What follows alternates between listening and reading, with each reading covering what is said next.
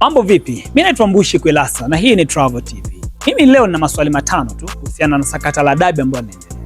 Cha kwanza, watu walijiandaa kwa ajili ya mchezo na walinunua tiketi na mechi haikuchezwa. Je, ni taratibu gani zitatumika kwa ajili ya kuwafanya watambulike wenye tiketi halali ama wasio na tiketi halali? Swali la pili ni kwamba endapo Yanga hawatokwenda kwenye mchezo, wale watu ambao walikwisha kununua tiketi watafidiwa kwa njia gani ili pesa yao iweze kurudi? Swali la tatu, wadhamini walishatumia gharama kubwa kwa ajili ya maandalizi ya ile mechi na mechi haikuchezwa. Ikirudiwa watatumia gharama nyingine au ni nani atawajibika kutumia hizo gharama kwa ajili ya mchezo wa pili? Swali la nne ni kwamba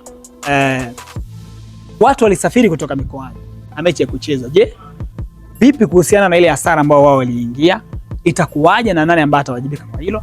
Lakini swali la tano na la mwisho ni nani ambaye atawajibika kuanzia kwenye kosa la kwanza mechi kutokuchezwa na hii ya pili mechi kwenda kucheza ama kama haitochezwa mechi ya.